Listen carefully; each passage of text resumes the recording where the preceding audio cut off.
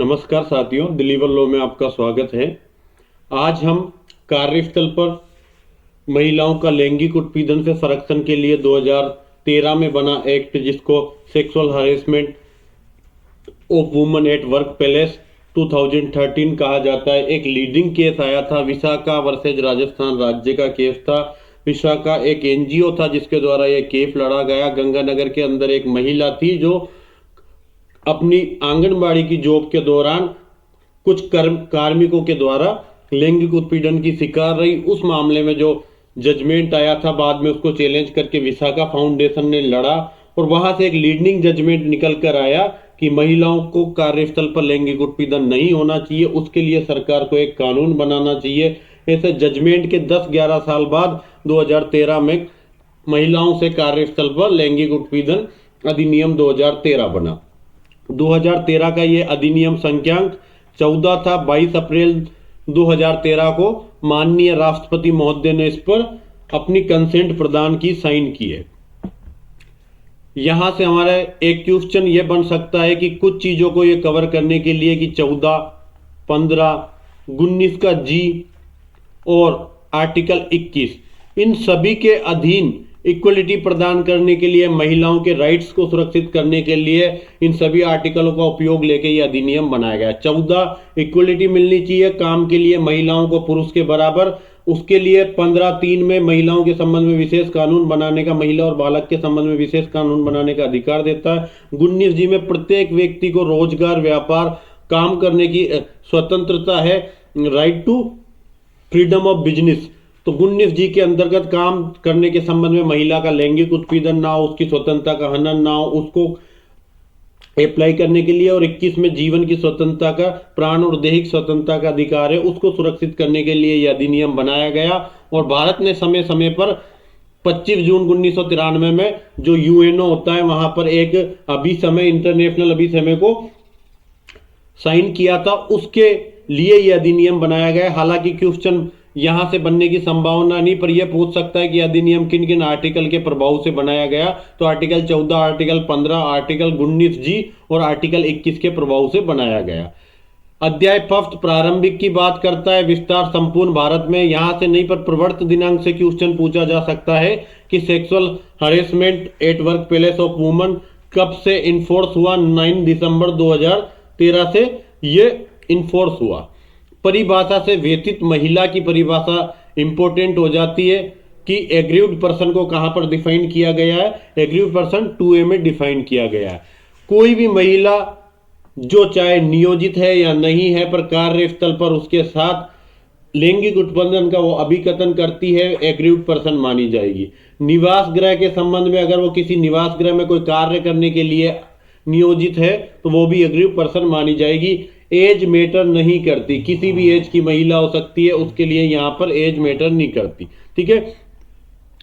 समुचित सरकार, appropriate government क्या होगी, तो जहां केंद्र सरकार का कोई ऑफिस है या यूनियन टेरिटरी का कोई ऑफिस है, ऐसे ऑफिस में या केंद्र सरकार से कोई स्पेशल फंड प्राप्त करने वाला कोई ऑफिस चल रहा है तो उसके संबंध में सेंट्रल गवर्नमेंट एप्रोप्रिएट गवर्नमेंट हो सकेगी। और अदर जो भी बच गए वो स्टेट गवर्नमेंट की को वहां एप्रोप्रिएट गवर्नमेंट माना जाएगा। एप्रोप्रिएट गवर्नमेंट इसलिए कि जहां जहां इस अधिनियम के अधीन सरकार को कार्य करने होंगे कि कौन स्टेट के संबंध में इस लोकल कमेटी को के लिए नियुक्ति करेगा, डिस्ट्रिक्ट ऑफिसर्स की वो कौन करेगा, इस अधिनियम के जो भी प्रोविजन होगा उसका प्रचार प्रसार किसके द्वारा किया जाएगा, इन सभी के लिए एप्रोप्रिएट गवर्नमेंट को आगे जाकर बताया जाएगा कि समुचित सरकार ये करेगी, समुचित सरकार वो करेगी। इसलिए यहां बताया है कि ऐसे कार्यस्थल जो केंद्र सरकार के अधीन है या यूटी द्वारा स्टेब्लिश है उसके लिए सेंट्रल गवर्नमेंट होगी, अदर जो भी बच गए उसके लिए स्टेट गवर्नमेंट होगी। अध्यक्ष को मत देखना, जिला अधिकारी को मत देखना, घरेलू कर्मकार देखना। 2 इमेज इसको डिफाइन किया गया है। ठीक है। हिंदी में, इंग्लिश में इसको बोलते हैं डोमेस्टिक वर्कर। ठीक है। तो कोई महिला जो गृहस्थी में परिश्रमिक के लिए कार्य करती है, चाहे नगद या वस्तु रूप में, किसी भी गृहस्थी में परिश्रमिक के लिए गृहस्थी के कार्य करती है, घर में जो काम करने वाली महिलाएं होती है, चाहे वो बर्तन कर रहे हो, झाड़ू पोछा, रोटी कुछ भी बना रहे हो, चाहे वो स्थायी हो, अस्थायी हो या टेम्परेरी हो या पूर्ण बेसिस पे नियोजित है, पर इसके अंतर्गत नियोजक के कुटुंब का सदस्य नहीं आएगा। कि अगर कोई व्यक्ति है जो अपने घर पर किसी व्यक्ति को हायर कर रहा है और ऐसा हायर किया जाने वाला व्यक्ति उसके ही कुटुंब का कोई सदस्य है, कि वो कह देता है परिवार के किसी सदस्य, तू खाना वाना बना दे, तेरे को मैं 1500 रुपये 2000 रुपये दे दूंगा, तो ऐसा व्यक्ति घरेलू कामकाज में नहीं आएगा। जो नियुक्त करता है, जिसको यहां पर नियोजक कहकर हम संबोधित कर रहे हैं, इंग्लिश में इसको एम्प्लॉयर बोला जाएगा। ठीक है, तो एम्प्लॉयर जो किसी को जॉब प्रदान करता है, जो किसी को नियुक्त करता है, अगर उसकी फैमिली का मेंबर है कोई, तो उसको डोमेस्टिक वर्कर के अंतर्गत नहीं माना जाएगा। तो डोमेस्टिक वर्कर में कोई महिला होगी जो गृहस्थी के किसी कार्य को करेगी, चाहे टेम्परेरी बेसिस पे या परमानेंट हो, चाहे पैसा मिल रहा हो या बदले में कोई वस्तु मिल रही हो जिसके लिए वो काम कर रही है। 2F कर्मचारियों को बताता है। कर्मचारी का मतलब क्या होगा कि एम्प्लॉय। ठीक है, एम्प्लॉय की बात करता है। एम्प्लॉय के किस किस नेचर के हो सकते हैं, यहां से एक क्वेश्चन आ सकता है कि कोई व्यक्ति जो कार्यस्थल पे कार्य पे या तो सीधा या किसी एजेंसी के माध्यम से जुड़ा हुआ है, जिसके अंतर्गत ठेकेदार के द्वारा भी नियुक्त किया गया है, या तो कोई डायरेक्ट एम्प्लॉय बना है किसी कंपनी में, या किसी एजेंसी के द्वारा उसको रिक्रूट किया गया है, या उसने वहां पर अपॉइंट किया है कि उस एजेंसी ने कोई कॉन्ट्रैक्ट लेके किसी व्यक्ति को लगाती रहती है। जैसे सिक्योरिटी में के मामले में होता है कि एक एजेंसी काम करती है, सिक्योरिटी वर्कर को लगाती है, या कोई ठेकेदार लगाता है। उस मामले में चाहे वो व्यक्ति प्रधान नियोजक की जानकारी में लगा हो या उसके बिना। जैसे रिलायंस अंबानी है, तो अंबानी को पता थोड़ी कौन 2 लाख वर्कर उसकी कंपनी में काम कर रहे हैं। तो कोई भी प्रधान नियोजक की नॉलेज में है या नहीं है, पर आप उस कंपनी में काम कर रहे हो, चाहे आप रेगुलर बेसिस पे कर रहे हो, टेम्परेरी बेसिस पे कर रहे हो, एड हॉक पे कर रहे हो, या डेली बेसिस पे मजदूरी डेली वेजेज पर आप काम कर रहे हो, चाहे परिश्रमिक पर कर रहे हो, बिना परिश्रमिक पे कर रहे हो, नियोजित है।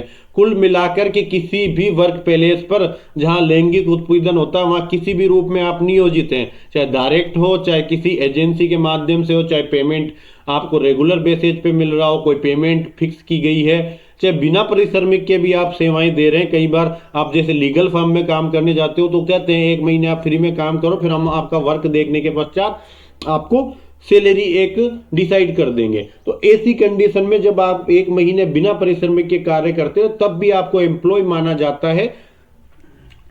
चाहे नियोजन के जो कंडीशंस थी वो अभिव्यक्त रूप से थी या विवक्षित थी, चाहे तो पूरी की पूरी वो डायरेक्टली प्रेस्क्राइब की गई थी, या अपनी कंडीशन थी कि जैसा काम करेगा ऐसा काम कर देना, 10 से 4 कर देना, वर्किंग आवर्स कर देना। एक तो पूरा आपको दिया जाता है, इतनी छुट्टियां मिलेगी, इतना वो मिलेगा, तो वो अभिव्यक्त नियोजन के निबंधन हो जाते। कहीं को ऐसे ही होता है कि हाँ तेरे को जरूरत पड़े जब बोल देना, दे देंगे 1 आध छुट्टी। और एक फिक्स होती है कि आपको मंथ के अंदर 4 छुट्टी मिलेगी, उसके अलावा गवर्नमेंट वाली मिलेगी संडे की, ऐसी सारी कंडीशन में। और इसके अंतर्गत कर्मकार के अंतर्गत कोई एम्प्लॉय हो सकता है, कोई कॉन्ट्रैक्ट एम्प्लॉय हो सकता है, कोई प्रोबेशन वाला हो सकता है, कोई ट्रेनिंग वाला हो सकता है, या कोई अन्य नाम से ज्ञात व्यक्ति भी एम्प्लॉय माना जाएगा। तो आप किसी भी वर्क प्लेस पर किसी भी मैनर में कार्य कर रहे हैं, इसका सीधा मतलब है कि आप उस जगह के एम्प्लॉय है। नियोक्ता कौन होगा? नियोक्ता का सीधा मतलब है एम्प्लॉयर कौन होगा। तो जो जॉब देता है वो एम्प्लॉयर होता है, कि किसी ने अपन को हायर किया तो सरकार हमारी एम्प्लॉयर है, और हम सरकार के अधीन जब जॉब प्राप्त करते हैं तो हम पे एम्प्लॉय हो जाते हैं सरकार के। तो समुचित सरकार या तो एप्रोप्रिएट गवर्नमेंट या लोकल अथॉरिटी के द्वारा, उसके कोई विभाग संगठन उनके द्वारा कोई जॉब दिया जाता है, तो उस मामले में जो शाखा है, जो यूनिट है, या जो कार्यालय है, जो संस्था है, या जो कोई स्थापन है, उपक्रम है, उसका प्रधान अधिकारी या अन्य अधिकारी जो उस समय काम नाम देख रहा था उस विभाग का। जैसे एक लोकल में आके आप स्पेशल रूप से देख लो, जैसे महिलाओं के संबंध में महिला अधिकारिता विभाग काम करता है, तो उस जिले में जो विभाग का चीफ है, या पूरे राजस्थान के संबंध में एम्प्लॉयर की बात करें तो जो महिला अधिकारिता विभाग की सचिव होती है, IAS अधिकारी, वो नियोजक की श्रेणी में होती है। कोई जिला स्तर का मामले की बात करें तो जिला स्तर पे जो उस महिला अधिकारिता विभाग, वुमेन एम्पावर्ड डिपार्टमेंट होते हैं, उसका जो भी चीफ ऑफिसर होता है, निदेशक लगाया जाता है जिले में, वो निदेशक एम्प्लॉयर की श्रेणी में आएगा। कोई अन्य और उपखंड 1 में नहीं आता। ऐसे किसी कार्यस्थल में, जैसे मैंने कोई गोदाम डाल दिया और वहां पर 12-15 एम्प्लॉय लगा दिए, तो 12-15 एम्प्लॉय लगा के मैंने उनको कोई काम दे दिया कि तुम ये काम करो दिन भर। वहां एक कोई भी जो सीनियर एम्प्लॉय होता है उसको मैं बोल दूंगा कि भैया तू इन सबको देखते रहना कि ये कैसे काम कर रहे हैं, प्रॉपरली काम कर रहे हैं, बैठे ना काम को ठीक से करें। तो जिस व्यक्ति को मैंने कार्यस्थल के संबंध में या तो प्रबंध करने का या पर्यवेक्षण करने का या कंट्रोल करने के लिए उत्तरदायी जिस व्यक्ति को ठहरा दिया कि तू देखता रहना, वो उसके संबंध में नियोजक होता है। हालांकि वो सीनियर व्यक्ति जो होता है उसको एज ए मुनीम नियुक्त किया जाता है, तो वो वहां पर नियोजक है, उसकी ड्यूटी है कि वो आपकी तरफ से कार्य देख रहा है उस स्थल का 12-15 लोगों का। तो जो जो आगे बताया गया कमेटीज का अपॉइंटमेंट बताएगा, वो सारे कार्य एम्प्लॉय के द्वारा, चाहे आप ऐसी नियुक्तियां करो चाहे उस मुनीम के द्वारा जिस व्यक्ति को आपने 12-15 लोगों के ऊपर सुपरविजन के लिए रखा है और जिसको मैनेजमेंट के लिए रखा है, तो वो एम्प्लॉयर की भूमिका निभाएगा। तो कोई कार्यस्थल के संबंध में जो वर्क प्लेस का मैनेजमेंट करता है, उसका पर्यवेक्षण करता है या उस पर कंट्रोल करता है, ऐसा रेस्पॉन्सिबल पर्सन क्या होगा, एम्प्लॉयर हो सकेगा। ठीक है। प्रबंध शब्द जो आया, इस प्रबंध को डिफाइन कर रहा है कि मैनेजमेंट के अंतर्गत ऐसा कोई भी ऑर्गेनाइजेशन है उसके लिए कोई नीति बनाता है, उसके लिए कोई भी पॉलिसी बनाएगा, पॉलिसी बनाने वाला या प्रशासन के लिए जो उत्तरदायी वो व्यक्ति होगा, बोर्ड होगा, कमेटी वो होगी, उसको माना जाएगा प्रबंध। जैसे अभी राम जन्मभूमि बनी है तो राम जन्मभूमि के लिए एक बोर्ड प्रॉपर है, वो काम कर रहा है, श्री राम जन्मभूमि विकास बोर्ड, या ऐसा कोई भी है, महाकाल है तो महाकाल के लिए जो भी कमेटी बनी हुई है, वो कमेटी, वो बोर्ड क्या होता है, उस जगह का मैनेजमेंट होता है। तो जहां प्रबंधक किसी संगठन के लिए कोई पॉलिसी बना रहे हैं, कोई एडमिनिस्ट्रेशन देख रहे हैं, तो वहां जो उसका रिस्पॉन्सिबल पर्सन हो सकता है या वहां पर बोर्ड हो सकता है या कोई कमेटी हो सकती है, उसको क्या माना जाएगा, एम्प्लॉयर माना जाएगा। तो एम्प्लॉयर के अंतर्गत किसी शाखा या यूनिट का प्रधान अधिकारी, कोई कार्यस्थल पर प्रबंध, पर्यवेक्षक, नियंत्रण देखने वाला उत्तरदायी व्यक्ति, और उत्तरदायी व्यक्ति की जगह कोई बोर्ड समिति भी अगर वहां पॉलिसी या एडमिनिस्ट्रेशन को देख रही है तो वो भी एम्प्लॉयर की भूमिका में होगी। फोर्थ पॉइंट भी देखना, काफी अच्छी परिभाषा है एम्प्लॉयर से, आप क्या समझते हैं। फोर्थ पॉइंट देता है, कोई निवास गृह या गृह के संबंध में आप किसको एम्प्लॉयर मानोगे, तो कोई व्यक्ति या गृहस्थी जो नियोजित कर्मकार की संख्या, समय अवधि, प्रकार, नियोजन की प्रकृति पर निष्पादित कार्यकलाप पर विचार किए बिना, कि किसी एम्प्लॉयर कौन होगा जो किसी वर्कर को लगा रहा है घर के काम करने के लिए, डोमेस्टिक वर्क करने के लिए, तो वो वहां ये नहीं देखेंगे कितने वर्कर है, कितने टाइम पीरियड के लिए काम कर रहा है, किस नेचर का काम कर रहा है, या उसके एम्प्लॉयमेंट की प्रकृति परमानेंट है, टेम्परेरी है। इन सब चीजों को ध्यान में रखे बिना जो भी आदमी किसी को डोमेस्टिक वर्क के लिए हायर करता है, वो व्यक्ति नियोज और उसके डोमेस्टिक वर्क के लिए जिसको हायर किया, उस वर्कर्स के द्वारा किए गए एक्ट से कोई बेनिफिट प्राप्त करता है, उसके कार्य से कोई फायदा प्राप्त करता है, तो वो माना जाएगा एम्प्लॉयर। जैसे मैंने घर में एक खाना बनाने के लिए बाई जी को हायर किया कि आप हमारे लिए खाना बना दीजिए, तो अब मैंने भले वो मेरे घर में आधे घंटे आके खाना बना के जाती है और कोई काम नहीं करती, पर इस नेचर में मेरे को उसके कार्य से फायदा प्राप्त हो रहा है और मैंने उसको घरेलू कार्य के लिए नियोजित किया है, तो यहां मैं एम्प्लॉयर की भूमिका हूंगा। तो कोई घर या निवास स्थान के संबंध में वह व्यक्ति जो किसी घरेलू कर्मकार को नियोजित करता है और घरेलू कर्मकार के द्वारा किए गए कार्य से फायदा प्राप्त करता है, वो एम्प्लॉय की भूमिका में होता है। 2F को थोड़ा सा अच्छा सा देखना कि यहां से अंदर से क्वेश्चन बनने के चांस है। 2F नहीं 2G है, सॉरी नियोजक है ना, 2G नियोजक को थोड़ा सा अच्छे से देख लेना, यहां से ऑब्जेक्टिव क्वेश्चन बनने का चांस है, मेंस में भी क्वेश्चन बन सकता है। आंतरिक परिवार समिति छोड़ देना, स्थानीय समिति छोड़ देना, सदस्य छोड़ देना, विहित छोड़ देना, पीठासीन अधिकारी छोड़ देना, प्रत्यर्थी को छोड़ देना। लैंगिक उत्पीड़न वेरी वेरी इंपॉर्टेंट परिभाषा है, यहां से क्वेश्चन आएगा। लैंगिक उत्पीड़न को परिभाषा 2N में दे रखी है, ठीक है। लैंगिक उत्पीड़न और भी आपने कई जगह पे पढ़ा होगा कि लैंगिक उत्पीड़न का कहां कहां पर परिभाषित किया गया। अभी आप पोक्सो एक्ट पढ़ोगे वहां सेक्शन 11 में है, आईपीसी पढ़ोगे तो 354A में है, ठीक है। तो जहां जहां लैंगिक उत्पीड़न की है उसको यहां से अटैच कर लेना ताकि आपको पता रहे, 2-3 जगहों को एक साथ में कवर किया जा सका। तो लैंगिक उत्पीड़न से क्या मतलब है कि या तो कोई एक या एक से अधिक अवांछनीय कार्य या व्यवहार। ऐसा कार्य या ऐसा व्यवहार जो किसी व्यक्ति को अनवेलकम किया जाता है, उस एक्ट को या अनवेलकम उस बिहेवियर को किया जाता है डायरेक्टली या विवक्षित रूप से। किसी ने हमसे थोड़ा रूड होके जवाब दे दिया तो हमारे लिए वह अवांछनीय व्यवहार है, हम उम्मीद नहीं कर रहे थे कि यह हमें रूड होके जवाब देगा।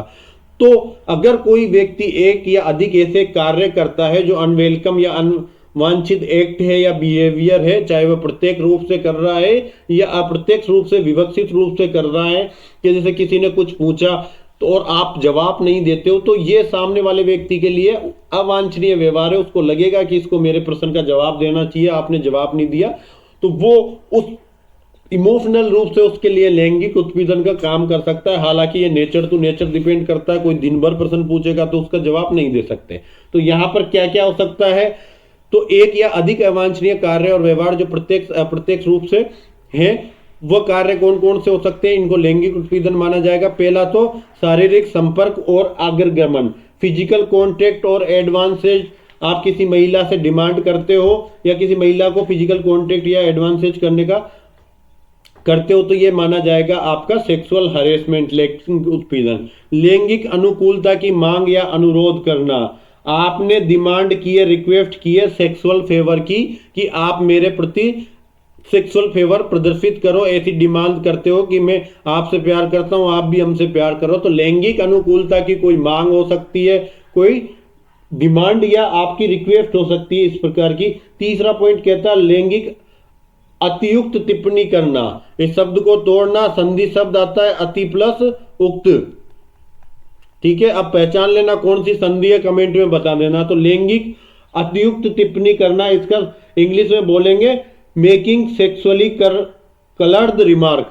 तो किसी महिला के ऊपर सेक्सुअली कलर रिमार्क करना या उस पर टिप्पणी करना। लैंगिक टिप्पणियां हम कई महिलाओं के लिए अश्लील शब्द कह देते हैं, ऐसी टिप्पणी भी लैंगिक उत्पीड़न की श्रेणी में आएगी। अश्लील साहित्य दिखाना, ठीक है। शोइंग पोर्नोग्राफी, कि आप किसी को अश्लील साहित्य दिखा रहे हो तो वो लैंगिक उत्पीड़न की श्रेणी में आएगा। अश्लील साहित्य का मतलब पोर्नोग्राफी हो जाती है, या लैंगिक प्रकृति का कोई भी अवांछनीय शारीरिक, मौखिक, अमौखिक आचरण करना। तो any other unwelcomed physical, verbal, non verbal conduct of sexual nature का, तो कोई भी ऐसा लैंगिक प्रकृति का अवांछनीय शारीरिक, मौखिक या अमौखिक कंडक्ट है तो उसको भी लैंगिक उत्पीड़न माना जाएगा। ये पांचों नेचर है। ऑब्जेक्टिव के पर्पस से हो सकता है कि इनमें से कुछ भी दे दे कि निम्न में से कौन सा अवांछनीय कार्य लैंगिक उत्पीड़न नहीं होगा, तीन इनमें से आए और फोर्थ में कोई ना कोई ना नकुर शब्द न लगा दिया जाए या आगे शब्द लगा दिया जाए, तो ऐसे। अब यहाँ अवांछनीय है, यहाँ से गायब करके दे देगा लैंगिक प्रकृति का कोई अन्य वांछनीय शारीरिक, मौखिक, अमौखिक आचरण करना। आप उलझ जाओगे क्योंकि आपने पढ़ा कि ऐसी लाइन थी पर वांछनीय की जगह अवांछनीय कर दिया। थोड़ा सा कोई ना कोई या आचरण के बाद आपको लिख के दे देगा न करना, ऐसा माइनर सा एक ऑप्शन में चेंज करेगा और आपका क्वेश्चन वहां से गलत होने की संभावना हो जाती है। कार्यस्थल को प्रदर्शित किया गया 2 में, ठीक है। वर्क पैलेस जहां पर कोई एम्प्लॉय काम करते हैं वो कहलाता है वर्क पैलेस। तो कोई विभाग, संगठन जहां पर आप एम्प्लॉय के रूप में वर्क कर रहे हैं, या कोई प्राइवेट सेक्टर है जहां पर आप किसी प्रकार की सेवाएं दे रहे हैं, यहां पर आप सरकारी कंपनी में भी काम कर सकते हैं, निगम में, कोऑपरेटिव सोसाइटी में कार्य कर रहे हैं, तो वो सारे विभाग, उपक्रम, संस्था, कार्यालय, शाखा, यूनिट, सबको वर्क प्लेस कहा जाएगा। जिस जगह पे आप काम कर रहे हैं, चाहे वो एक कमरे के अंदर चल रहा हो, चाहे किसी बड़ी बिल्डिंग के अंदर चल रहा हो, या पूरे शहर के अंदर एक कंपनी ही चल रही हो, तो पूरा के पूरा उसको वर्क प्लेस बोला जाएगा। जो वो बाउंड्री लिमिट है जहां पर आप अपना वर्क कर रहे हो, चाहे आप उसी वर्क प्लेस के कैंटीन में बैठकर खाना खा रहे हो, वहां पे बैठ के बातचीत कर रहे हो, उसी वर्क प्लेस के गार्डन में बैठ के सारा जो वर्क प्लेस का एरिया है, चाहे आप ड्यूरिंग आपको जो मिड टाइम मिलता है लंच के लिए, उस दौरान भी आप कुछ कर रहे हो, वहां भी लैंगिक उत्पीड़न होगा। इसका मतलब है कि आपने के साथ वर्क प्लेस पर लैंगिक उत्पीड़न हुआ। चाहे आप वर्क प्लेस से बाहर निकल के चाय की दुकान पे भी बैठ के चाय पी रहे हो लंच टाइम में, इसका मतलब भी ये है कि आप ड्यूटी हावर्स में आपके साथ लैंगिक उत्पीड़न हुआ, वर्क प्लेस पे हुआ। क्लियर है? तो यहां से जो भी क्वेश्चन आएगा मुझे नहीं लगता वर्क प्लेस के संबंध में आपको दिक्कत आएगी। जहां आप काम करते हो, चाहे किसी प्राइवेट में करो, अस्पताल में करो, कोई स्कूल में करो, या कोई भी इंडस्ट्रियल मामले में करो, ये कई चीजें बताएगा। अस्पताल और परिचर्या गृह, ठीक है, मतलब हॉस्पिटल और नर्सिंग होम हो सकता है, कोई प्रशिक्षण, खेलकूद, उससे संबंधित कार्यकलाप के लिए संस्था हो सकती है, क्रीड़ा का स्थान हो सकता है जहां पर आप रेगुलर ट्रेनिंग वगैरह के लिए जाते हो, या नियोजन के लिए उद्भूत कर्मचारी और पारदर्शित कोई स्थान जिसके अंतर्गत नियोजक द्वारा उपलब्ध कराया गया परिवहन भी है। कि कोई कंपनी के लिए अगर एक स्थान से आपको दूसरे स्थान पे कंपनी द्वारा उपलब्ध करा गया कोई ट्रांसपोर्टेशन का साधन है, जैसे बड़ी बड़ी कंपनियों में क्या होता है कि एक कैब जाती है कंपनी की तरफ से, वो सारे एम्प्लॉय को बिठा के घर से और कंपनी में लाती है, वापस छोड़ने जाती है। तो ऐसा कोई एम्प्लॉयर के द्वारा उपलब्ध कराया गया ट्रांसपोर्टेशन का साधन है तो उसको भी आपको वर्क प्लेस के अंदर ही मानना है। उसके अंदर भी आप जैसे कैब में बैठ के आ रहे हो, कोई पुरुष आपके बगल में बैठा, उसने आपको छेड़ दिया, टच कर दिया, इसका मतलब है कि कार्यस्थल पर ही आपके साथ सेक्सुअल हरेसमेंट हुआ था। कोई निवास गृह या गृह स्थान भी क्या, कोई गृह भी क्या हो सकेगा, कार्यस्थल हो सकेगा। अनऑर्गेनाइज सेक्टर को परिभाषित किया गया है 2P के अंदर, ठीक है। अनऑर्गेनाइज सेक्टर का सीधा से सीधा मतलब है कि जहां 10 से ज्यादा एम्प्लॉय है, मोर देन 10, ठीक है, यहां लिख लेते हैं मोर देन 10 एम्प्लॉयज का मतलब सीधा सीधा है कि आप एक अनऑर्गेनाइज सेक्टर चला रहे हैं। तो जहां कोई गुड्स का आप प्रोडक्शन करना चाहते हो, सेल करना चाहते हैं, या कोई सर्विस फैसिलिटी के लिए आपने किसी एम्प्लॉय को नियोजित किया और वहां एम्प्लॉय की संख्या 10 से ज्यादा है, मोर देन 10 एम्प्लॉयज है, 10 से अन्यून का मतलब सीधा हो जाता है कि 10 से कम नहीं हो, मतलब सीधा 10 से ज्यादा।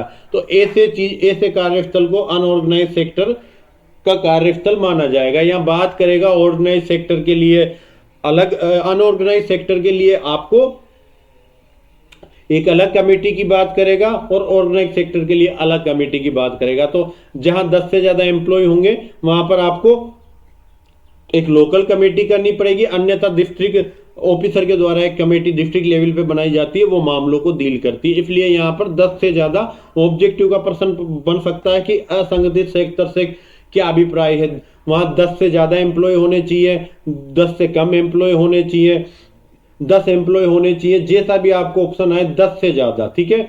10 से अन्यून ना हो, मतलब 10 तो आपका 10 से ज्यादा 11 से शुरू हो जाएगा, वो असंगठित सेक्टर के अंतर्गत आएगा। लैंगिक उत्पीड़न का निवारण धारा 3 बताती है, हेडिंग्स इंपोर्टेंट हो जाता है। लैंगिक उत्पीड़न का निवारण करने का, ये किसी भी महिला के साथ कार्यस्थल पर लैंगिक उत्पीड़न नहीं किया जाएगा। धारा 3 सीधा सीधा कहती है कि प्रिवेंशन करने के लिए एक्ट बनाया है और किसी भी महिला के साथ सेक्सुअल हरेसमेंट वर्क प्लेस पर नहीं होना चाहिए। पर सेक्सुअल हरेसमेंट वर्क प्लेस पर कौन सा ऐसा वर्क है, कौन सा ऐसा कंडक्ट है जो सेक्सुअल हरेसमेंट के नेचर में आ सकेगा, उसकी कोटि में आ सकेगा। तो कोई कार्य या आचरण लैंगिक उत्पीड़न की कोटि में आ सकेगा यदि नियोजन में अधिमानी व्यवहार का विवक्षित या सुपक्षित वचन देता है। कि हम किसी एक व्यक्ति को दूसरे व्यक्ति से ज्यादा वेटेज देंगे, अधिमान देंगे कि आपको तो ज्यादा वर्क दे रहे हैं, किसी व्यक्ति को ज्यादा को कम काम दे रहे हैं, किसी को फैसिलिटी ज्यादा दे रहे हैं, किसी को फैसिलिटी कम दे रहे हैं। तो एक व्यक्ति का दूसरे व्यक्ति के साथ अधिमानी व्यवहार का सुस्पष्ट या विवक्षित वचन करना कि हाँ रुक जा, तेरे को तो रगड़ देंगे। कंपनी में जब काम करते हैं ऐसे कोई शब्द है, इसका सीधा मतलब है कि आपका कंपनी के अंदर वर्क प्लेस पर लैंगिक उत्पीड़न किया जा रहा, सेक्सुअल हरेसमेंट किया जा रहा। अहितकारी व्यवहार कि ऐसा व्यवहार जो आपके लिए बेनिफिशियल नहीं है, ऐसा कोई बिहेवियर करते हो, चाहे उसकी बिहेवियर करते हो या करने की धमकी देते हो, उस नेचर का बिहेवियर करते हो कि उसके लिए वो बेनिफिशियल बिहेवियर नहीं थे है, तो उसको आपका सेक्सुअल हरेसमेंट माना जाएगा। प्रेजेंट में जो काम कर रहे हो या फ्यूचर में जो आपकी एम्प्लॉयज की स्थिति होनी चाहिए, उस स्टेटस के बारे में धमकी देना कि अब लेके दिखा लेना इंक्रीमेंट, अब लेके दिखा लेना प्रमोशन, अब तेरे को तो यहीं इसी पोस्ट पे रखेंगे, प्रमोशन की जगह डिमोशन करेंगे, ऐसी कोई भी धमकी देना या ऐसा विवक्षित उसके साथ व्यवहार करना, कि उसका प्रमोशन वगैरह नहीं करना, ये सेक्सुअल हरेसमेंट माना जाएगा। होता है ना, जैसे कहीं सेक्टर्स हैं जहाँ प्रॉपर मैकेनिकल वो जो सेक्टर होता है जहां पर वहां प्रॉपर पुरुष को ही कार्य प्रदान किया जाता है, पुरुष को ही प्रमोशन दिया जाता है। तो ऐसा कोई भी सेक्टर जहां किसी महिला के साथ भावी नियोजन या वर्तमान नियोजन के स्टेटस के संबंध में कोई ऐसा कार्य या धमकी दिया जाता है, तो वो लैंगिक उत्पीड़न की श्रेणी में आ सकेगा। या उसके स्वास्थ्य सुरक्षा को प्रभावित करने वाला कोई अपमानजनक व्यवहार किया जाता है, या वो कोई कार्य कर रही हो उसमें हस्तक्षेप कर रहे हो, या उसको अभित्रास समय या संतापकारी या प्रतिकूल कार्य वातावरण बना रहे हो। आसपास 4 ऐसे एम्प्लॉय बना बिठा दिए जो दिन भर उसकी तरफ आंखें निकालते रहते हैं, तो उसका भय के माहौल में वो कार्य कर रही है, या उसका कार्य वातावरण इतना वर्किंग जो इन्वायरमेंट है वो इतना गंदा है कि वो वहां पर वर्क नहीं कर सकती, तो ये भी लैंगिक उत्पीड़न की श्रेणी में आएगी। या कोई ऐसा कार्य जिससे उसका स्वास्थ्य और सुरक्षा खतरे में पड़ जाए, उसका बार बार अपमान और वो अंदर ही अंदर से दम घुटती रहे, तो ये सब कार्य सेक्सुअल हरेसमेंट की श्रेणी में आते हैं। ये वर्क प्लेस पर सेक्सुअल हरेसमेंट है, और इससे प्रिवेंट करने के लिए धारा 3 का प्रोविजन किया गया है कि कोई भी महिला के साथ वर्क प्लेस पर सेक्सुअल हरेसमेंट नहीं किया जाएगा। अब पढ़ते हैं, ये तो देखो अपराध का नेचर है। अब सीधा सीधा कमेटी को पॉइंट टू पॉइंट पढ़ते हैं जहां से ऑब्जेक्टिव क्वेश्चन बनता है कि नियुक्ति कौन करेगा, तो नियोजक करेगा। एक तो हेडिंग देखना, एक देखना कि किसी वर्क प्लेस पर नियुक्ति किसके द्वारा की जाएगी, नियोजक के द्वारा। रिटर्न ऑर्डर से क्या बनाई जाएगी, इंटरनल कंप्लेंट कमेटी, आंतरिक परिवाद समिति बनाई जाएगी। ऐसी समिति या तो प्रत्येक ऑफिस के लिए बनाई जा सकेगी जहां लगता है उसको कि ऑफिस दूर दूर है और एक कमेटी दूसरी कमेटी के दूसरे ऑफिस को सेक्सुअल हरेसमेंट के केसों को नहीं देख सकती, तो वहां अलग अलग बना दो। और जहां लगता है कि एक ही जगह की कमेटी सारे जिले के अंदर जितने ऑफिस है सब जगह के वर्क प्लेस पे होने वाले सेक्सुअल हरेसमेंट को डील कर देगी, वहां एक ही बना लेंगे, ऐसा प्रोविजन है। अब जो कमेटी बन रही है इस कमेटी का नेचर देखना, एक होगा प्रिजाइडिंग ऑफिसर जिसको बोलेंगे पीठासीन अधिकारी होगा, जो कार्यस्थल पर काम करने वाले एम्प्लॉय में से सबसे सीनियर लेवल की महिला होगी। तो जो काम कर रहे हैं वहां पर कोई भी सीनियर लेवल की महिला, उसको क्या बनाया जाएगा, प्रिजाइडिंग ऑफिसर। और वहां पर 2 ऐसे एम्प्लॉय होंगे, मिनिमम 2 कर दो, यहां मिनिमम 2 कर्मचारी, ठीक है, मिनिमम 2 एम्प्लॉय होंगे, उसको उस कमेटी में रखा जाएगा। और एक वहां पर हो सकेगा कोई भी एनजीओ का सदस्य, ठीक है, या नीचे लिख देता हूं, एक एनजीओ मेंबर हो सकेगा, ऐसा एनजीओ मेंबर। तो कमेटी कैसी बनी, एक प्रिजाइडिंग ऑफिसर जो सबसे सीनियर महिला होगी, और उसी कार्यस्थल पे काम करने वाले एम्प्लॉयज में से मिनिमम 2 एम्प्लॉयज, और एक एनजीओ का कोई भी मेंबर हो सकेगा। जो भी ये 4 लोगों की कमेटी है, जैसे मिनिमम 2 ही लिए, मान लो 3 भी ले सकते थे, 4 भी, उसका जब 50% होगा या हाफ मेंबर्स महिला होनी चाहिए। ऐसा लिखा हुआ है कि जो भी इंटरनल कंप्लेंट कमेटी बनेगी उसके आधे सदस्य क्या होने चाहिए, महिला होना चाहिए। तो एक पीठासीन अधिकारी जो सीनियर स्तर का होगा, कर्मचारियों में से 2 से न्यून ऐसे सदस्य जो महिलाओं की समस्या के बारे में जानकारी रखते हैं या सामाजिक कार्य का अनुभव रखते हैं। ये बता रखा है कि महिला नहीं मिले तो दूसरी प्रशासनिक यूनिट में से ले लो, और महिला है ही नहीं तो कोई अन्य विभाग वगैरह से भी आप महिला ले सकते हो जो सीनियर पीठासीन अधिकारी वगैरह बनानी है। देख कोई खास ऑब्जेक्टिव क्वेश्चन बनने की संभावना नहीं। ये लिखा हुआ कम से कम आधे सदस्य जो कमेटी बनाई है 1+2+1 4 लोगों की, ऐसी इंटरनल कंप्लेंट कमेटी के 50% सदस्य महिला होगी। फिर इनका टाइम पीरियड नोट करना कि आंतरिक समिति के पीठासीन अधिकारी और जो 3 मेंबर बनाए गए, 4 लोगों की जो कमेटी बनाई थी, वो अपने नॉमिनेशन की तारीख से 3 वर्ष तक, ठीक है, जब उनका नाम निर्देशन किया उससे 3 वर्ष तक अपना पद धारण करेंगे। तो लिमिटेशन बता रखी है, अवधि बता रखी है कि वो कितने समय तक पद धारण करेंगे, 3 साल तक। वो जिस भी व्यक्ति को एक बार इंटरनल कंप्लेंट कमेटी का प्रिजाइडिंग ऑफिसर बना दिया या मेंबर बना दिया, तो वो 3 साल के लिए अपना पद धारण करेगा। फिर अगला यहां से और बाकी कुछ नहीं, पर वो 3 साल के अंदर हटाया जा सकता है यदि उसने धारा 16 इसमें आएगी उसका उल्लंघन किया या खुद ही जो किसी अपराध के महिला के संबंध में अपराध करने के लिए जो कमेटी का अध्यक्ष बना, सदस्य बना, वो खुद ही कोई अफेंस के लिए कन्विक्टेड हो चुका है या उसके खिलाफ किसी प्रकार की इंक्वायरी चल रही है या कोई उसके खिलाफ अनुशासनात्मक कार्रवाई चल रही है, मतलब उसने कहीं ना कहीं अनुशासन को तोड़ा है, तो जो खुद व्यक्ति अनुशासन में नहीं है वो दूसरे व्यक्तियों के संबंध में क्या ही एक अच्छा कार्य कर पाएगा।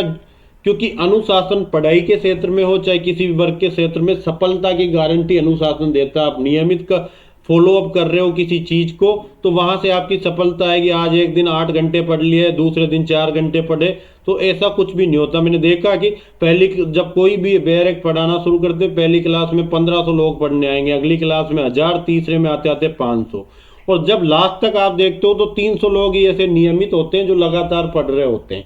वही व्यक्ति अनुशासन में, वही ही की सफलता की गारंटी होती है। ठीक है, बाकी लोग जो अनुशासन में नहीं है सफल नहीं हो पाते।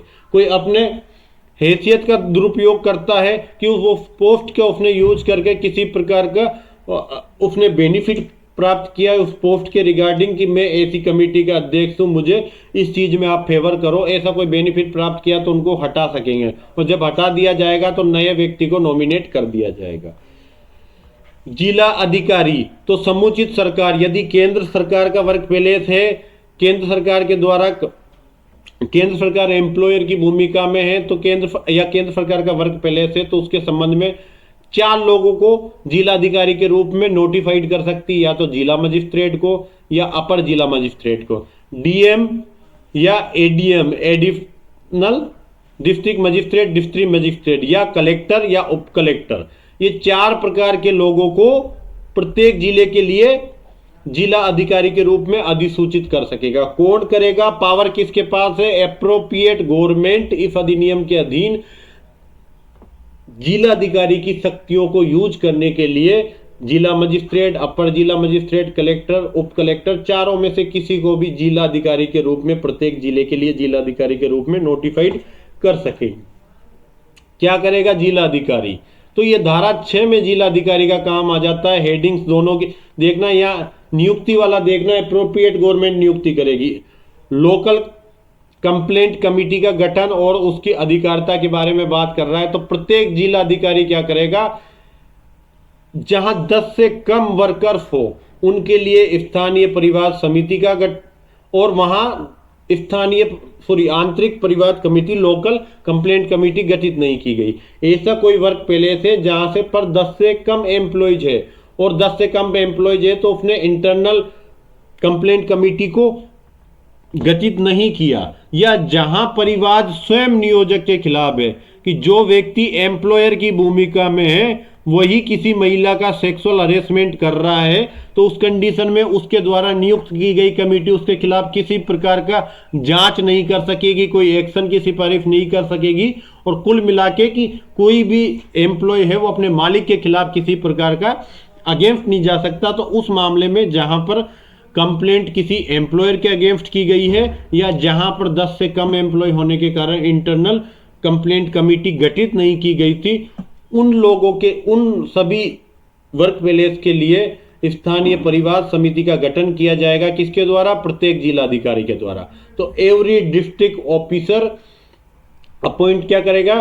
अगर लेस देन 10 एम्प्लॉयज है तो उनके, और वहां पर इंटरनल कंप्लेंट कमेटी इस्टेब्लिश नहीं की गई है, या जहां पर कंप्लेंट किसी एम्प्लॉयर के खिलाफ है तो उसके लिए लैंगिक उत्पीड़न का परिवाद ग्रहण करने के लिए स्थानीय परिवाद समिति करेगा। 2 मामलों में स्थानीय परिवाद समिति मामलों को ग्रहण करेगी। पहले तो 10 से कम वर्कर्स के वर्क स्थल पर इंटरनल कंप्लेंट कमेटी नहीं है तो, और दूसरा जहां कंप्लेंट किसी एम्प्लॉयर के अगेंस्ट है तो वहां पर लोकल कंप्लेंट कमेटी किसी प्रकार के कंप्लेंट को ग्रहण करेगी। ठीक है,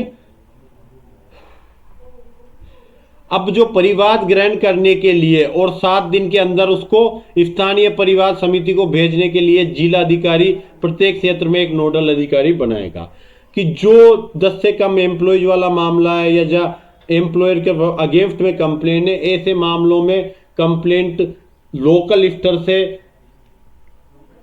लोकल कंप्लेंट कमेटी तक कैसे पहुंचे, इसके लिए जिला अधिकारी डिस्ट्रिक्ट ऑफिसर क्या करेगा?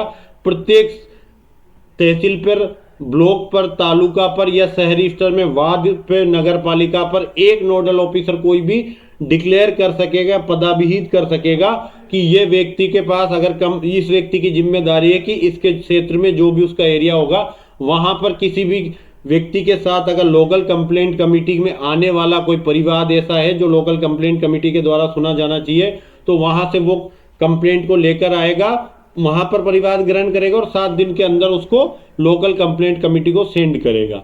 ठीक है, तो क्या करेगा, जिला अधिकारी प्रत्येक ब्लॉक स्तर पे एक अधिकारी को नियुक्त करेगा जो लोकल से मामला कलेक्ट करके 7 दिन के अंदर लोकल कंप्लेंट कमेटी को सेंड करेगा। और लोकल कंप्लेंट कमेटी की ज्यूरिडिक्शन उस जिले के उन सभी क्षेत्रों पर होगी जहां वह गठित की गई है।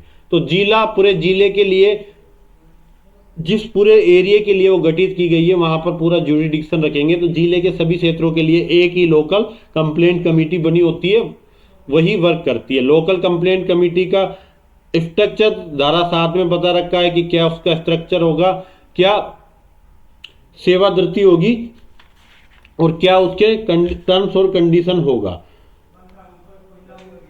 तो कंपोजिशन, नेचर और टर्म्स और कंडीशन बताएगा लोकल कंप्लेंट कमेटी की। तो सबसे पहले क्या करेगा, जिला अधिकारी होगा वो नॉमिनेट करेगा किसको, स्थानीय परिवार समिति के अध्यक्ष को, सदस्यों को। अध्यक्ष कौन हो सकेगा, जिसको सोशल वर्क के संबंध में या जो सोशल वर्क करने के संबंध में फेमस व्यक्ति हो या महिलाओं की समस्या के प्रति जागरूक हो। एक अध्यक्ष हो गया, ठीक है। दूसरा कोई एक सदस्य हो सकेगा जो कोई ब्लॉक, तहसील, वार्ड, नगर पालिका में कार्यरत महिलाओं में से कोई हो सकेगी। तो कोई भी वर्किंग करने वाला लेडीज हो सकेगी, वो किसी भी लेवल पे काम कर रही हो, ब्लॉक पे, तहसील पे, तालुका पे, वार्ड पे या म्युनिसिपल किसी में भी काम करने वाली वर्किंग लेडी को नियुक्त किया जाएगा। और 2 सदस्य किसी एनजीओ के हो सकेंगे, जो एनजीओ महिलाओं से संबंधित मामलों से परिचित हो या महिलाओं के लैंगिक उत्पीड़न से मामलों से संबंधित या महिलाओं की समस्या से संबंधित एनजीओ के द्वारा जो काम कर रहा है उस एनजीओ का वर्कर के रूप में। तो एनजीओ के 2 मेंबर्स वहां पर अपॉइंट किए जा सकेंगे। ऐसे 2 मेंबर्स में से एक कम से कम महिला होनी चाहिए। और जो भी ये से 4 लोग हो गए, एक हमने अध्यक्ष देख लिया, उसके बाद एक हमने ब्लॉक स्तर से या तालुका स्तर से देख लिया, 2 हमने एनजीओ से देख लिए। 4 लोगों से जो कमेटी बनी उनमें से कम एक व्यक्ति को लीगल नॉलेज होना चाहिए, वो लीगल बैकग्राउंड रखता हो या लीगल नॉलेज उसके पास होना चाहिए। और ऐसे लोगों में से कम एक मेंबर एसटी, एससी, ओबीसी या फिर माइनॉरिटी की महिला होनी चाहिए। क्लियर है यहां से। बट एक यहां पर डी वाला पॉइंट जोड़ता है कि जो समाज कल्याण या महिला और बाल विकास विभाग होता है, ठीक है, वुमेन और चाइल्ड डेवलपमेंट डिपार्टमेंट होता है या सोशल वेलफेयर डिपार्टमेंट होता है, उसका कोई भी अधिकारी यहां पर पदेन सदस्य होगा। तो जो आपकी कमेटी बन रही है लोकल कंप्लेंट कमेटी, उसका स्ट्रक्चर क्या हो जाएगा, लोकल कंप्लेंट कमेटी एलसीसी के नाम से एक तो प्रिजाइडिंग ऑफिसर होगा जिसको यहां अध्यक्ष कहकर संबोधित कर रहे हैं। उसके बाद आपका एक कोई भी लोकल में से वर्किंग लेडीज हो सकेगी जो किसी भी स्तर पे काम कर रही हो, चाहे ब्लॉक, तालुका लेवल पे, नगर पालिका, वार्ड में। 2 एनजीओ के मेंबर्स हो सकेंगे, ठीक है। और एक यहां पर पदेन सदस्य ओपीसीओ, एक ओपीसीओ रूप से पोस्ट हायर करता है किस डिपार्टमेंट में, या तो सोशल वेलफेयर में या women and child development department में एज ऑफिसर काम कर रहा है, तो उसको पदेन सदस्य के रूप में वहां अपॉइंटेड कर दिया जाएगा। अगर उसकी जगह कोई ट्रांसफर होकर नया आएगा तो वो भी वही उसी पोस्ट पे काम करता है। पदेन का मतलब होता है कि वो पद हमारी कमेटी का मेंबर है, ना कि वो स्पेसिफिक सदस्य। जो भी उस पद पे कार्य करेगा वो उस कमेटी में ऑटोमेटिक शामिल मान लिया जाएगा, ठीक है। स्थानीय परिवार समिति का जो भी अध्यक्ष या एम्प्लॉयज होगा वो 3 वर्ष से अनधिक के लिए अपना पद धारण करेगा। मैक्सिमम 3 वर्ष तक के लिए आप अपना पद धारण करोगे। वही हटाने की प्रक्रिया, वही नियुक्त करने की प्रक्रिया है, किसी प्रकार के काम नहीं आएगी। 3 और 4 को छोड़ देना।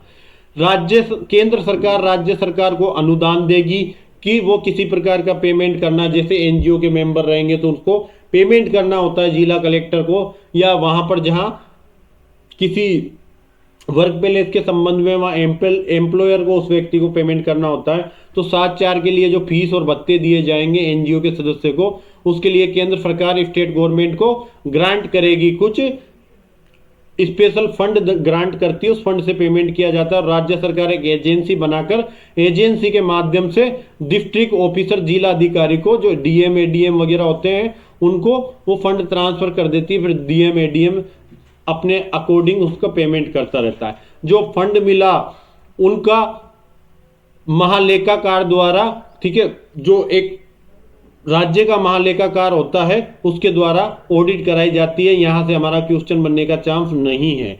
सीधा हेडिंग बढ़ेगा, अनुदान किसके द्वारा दिया जाता है, केंद्र सरकार के द्वारा स्टेट गवर्नमेंट को, state government by agency district officer को ट्रांसफर कर देती है। लैंगिक उत्पीड़न का परिवार सेक्शन 9 इंपोर्टेंट हो जाता है कि जो भी एग्रीव्ड लेडीज होगी, एग्रीव्ड व्यतीत महिला होगी, वो लैंगिक उत्पीड़न का परिवार घटना की तारीख से 3 माह के अंदर, या घटना लगातार चल रही थी कि रोज आती थी, रोज उसके साथ सेक्सुअल हरेसमेंट होता था, तो जहां अंतिम घटना घटित हुई उससे 3 माह के अंदर, सीधा सीधा है कि जिस दिन वो एक्ट घटित हुआ या सेक्सुअल हरेसमेंट हुआ, उस दिन से 3 माह के अंदर आपको लोकल कंप्लेंट कमेटी में या इंटरनल कंप्लेंट कमेटी में परिवाद लेकर आना होगा। ठीक है, या तो आंतरिक परिवाद समिति में या स्थानीय समिति में, जहां लिखित में परिवाद करना होगा। पर अगर लिखित में नहीं किया गया तो उस कमेटी का अध्यक्ष सदस्य लिखित में परिवाद करने के लिए सभी सहायता देगा, पूरी फैसिलिटी उपलब्ध कराएगा कि तुम तो बोले जाओ, हम लिख देंगे, वकील हायर करके दे देगा, लीगल एड करा देगा। पर अगर 3 माह की समय सीमा में वो नहीं आ सकी किसी कारण से, तो ऐसा कारण वो प्रदर्शित कर देती है कि मुझे 3 माह के अंदर परिवाद करने से निवारित किया गया था, तो इंटरनल कमेटी या लोकल कमेटी है जो, वो उसको एक्स्ट्रा टाइम ग्रांट कर सकती है। ठीक है, क्लियर है। और अगर महिला शारीरिक या मानसिक रूप से असमर्थ हो गई, शरीर में लकवा वगैरह आ गया, मानसिक रूप से विकृत हो गई, वो नहीं बता सकती, या मृत्यु हो गई, या अन्यथा किसी प्रकार से अब कंप्लेंट करने की कंडीशन में नहीं रही है, तो उसका विधिक वारिस या अन्य व्यक्ति उसकी तरफ से परिवाद कर सकेगा। जैसे ही परिवाद आता है, सबसे पहले सुलह का प्रयास किया जाएगा। हेडिंग देख लो कि केवल और केवल उनके बीच में सुलह कराने का प्रयास किया जाएगा, कॉन्सिलेशन। ठीक है, समझौता, सुलह करवाना, समझौता करवाने का प्रयास किया जाएगा। पर समझौता कभी भी धनीय समझौता नहीं होगा, दोनों के सम्मान के साथ। ऐसा नहीं कि महिलाओं को पैसे देकर वहां पर समझौता कर लिया। धनीय समझौता कभी भी समझौते का आधार नहीं होगा, कॉन्सिलेशन का आधार नहीं होगा। ठीक है, समझौता हो जाता है, समझौते के निबंधन बनाकर कमेटी आगे उसको भेज देगी इंटरनल।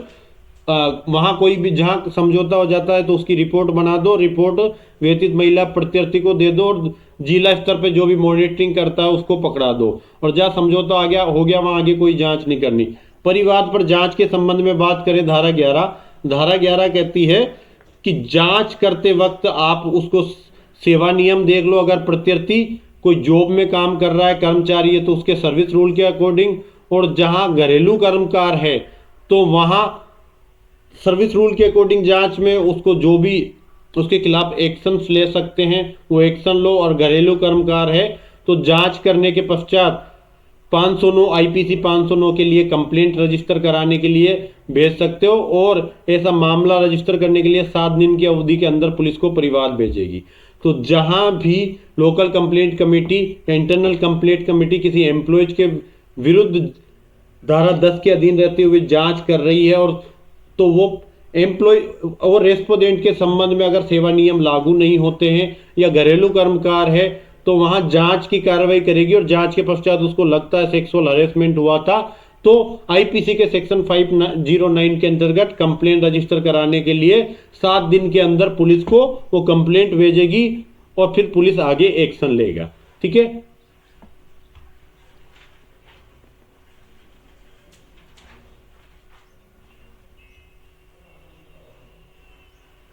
और जहां 509 के अंतर्गत किसी व्यक्ति को कन्विक्टेड ठहराया जाता है तो वहां धारा 15 में जो प्रतिकर डिसाइड किया जाएगा वो प्रत्यर्थी द्वारा व्यतीत महिला को दिलवाने के लिए आदेश कर सकेगी न्यायालय। तो न्यायालय जब भी आईपीसी के 509 का परिवाद किसी एम्प्लॉयर के जो किसी रेस्पोंडेंट के खिलाफ चला रहा है तो वहां धारा 15 के अधीन कंपनसेशन भी डिसाइड कर उसके लिए भी ऑर्डर कर सकता है। बाकी यहां से कोई क्वेश्चन नहीं बनेगा, आखिरी लाइन को देखना, यहां से एक क्वेश्चन बनेगा कि जांच 90 दिन के अंदर पूरी की जाएगी। कि जो जांच है, जो आपके सामने परिवाद आया है कि मेरे साथ सेक्सुअल हरेसमेंट हुआ, तो जिस दिन आपको परिवाद प्राप्त हुआ उससे 90 दिन के अंदर ऐसी जांच कंप्लीट की जाएगी। पहले कॉन्सिलेशन के लिए टाइम दिया जाएगा, कॉन्सिलेशन नहीं होता है तो जब जांच की प्रक्रिया में बैठते हो तो जांच प्रारंभ होने से 90 दिन के अंदर कंप्लीट हो जानी चाहिए। 90 डे का यहाँ टाइम पीरियड आपके ऑब्जेक्टिव का क्वेश्चन बन सकता है। जो कमेटी जांच कर रही है उसको सिविल न्यायालय की पूरी पावर्स होती है, ठीक है। जांच के लंबित रहने के दौरान क्या क्या कार्रवाई कर सकते हैं कि उस महिला का या रेस्पोंडेंट का ट्रांसफर कर सकते हैं कोई अदर वर्क प्लेस पे। महिला कहती है कि मुझे तो काम करना ही नहीं, ऐसे लोगों के साथ वहां जाऊंगी तो वहां भी मेरा सेक्सुअल हरेसमेंट होगा, तो 3 माह तक की छुट्टी दे सकते हैं और ऐसी छुट्टी उसको रेगुलर मिलने वाली छुट्टी के अतिरिक्त होंगी, ठीक है। ऐसी वेकेशंस रेगुलर वेकेशंस के या रेगुलर हॉलीडे के अलावा होगी और अन्य कोई रिलीफ है जो व्यतीत महिलाओं को प्रदान किया जा सकता है वो दिया जाएगा, ठीक है।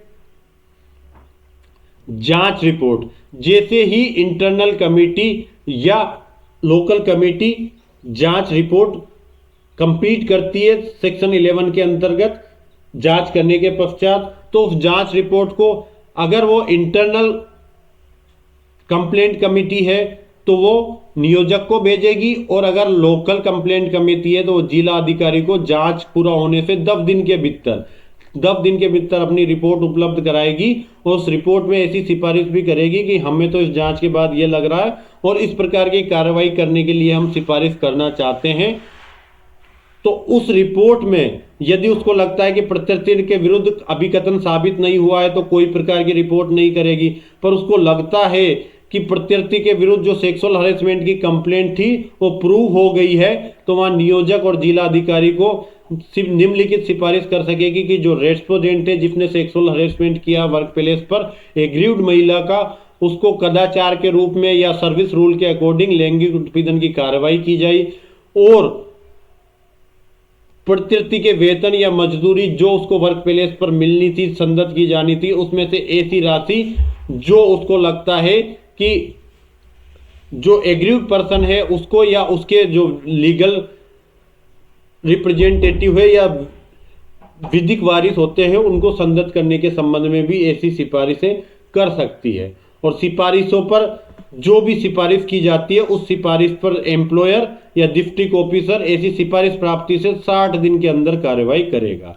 कि जब भी उसे किसी प्रकार की सिफारिश प्राप्त होती है जांच के पश्चात कि हमने जांच में इसको कन्विक्शन पाया है, इस व्यक्ति ने सेक्सुअल हरेसमेंट किया था, जिस रेस्पोंडेंट के खिलाफ ये कंप्लेंट आई है, तो उसकी जांच में अगर कन्विक्शन पाया जाता है, प्रूफ हो जाता है कि सेक्सुअल हरेसमेंट किया था, तो कुछ सिफारिश कुछ रिकमेंडेशन करेगी। उस रिकमेंडेशन पर एम्प्लॉयर या डिस्ट्रिक्ट ऑफिसर जो भी जिस भी व्यक्ति को ऐसी सिफारिश की जाती है, अगर इंटरनल कंप्लेंट कमेटी है तो एम्प्लॉयर को करेंगे ऐसी सिफारिश, और अगर लोकल कंप्लेंट कमेटी है तो डिस्ट्रिक्ट ऑफिसर को ऐसी रिकमेंडेशन की जाएगी और ऐसा एम्प्लॉयर ऐसा डिस्ट्रिक्ट ऑफिसर रिकमेंडेशन के प्राप्त होने से 60 दिन के अंदर 60 डेज के अंदर क्या करेगा, उस पर कार्रवाई करेगा।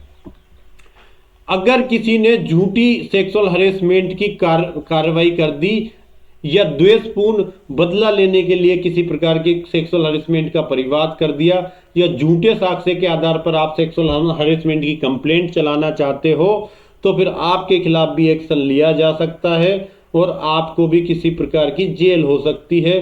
कितनी हो सकती है, क्या हो सकती है, ये आगे बताएगा कि जहां आपने 14 के अधीन अपराध किया है वहां पर आगे चल के एक प्रॉपर पनिशमेंट बता दिया जाएगा, ठीक है।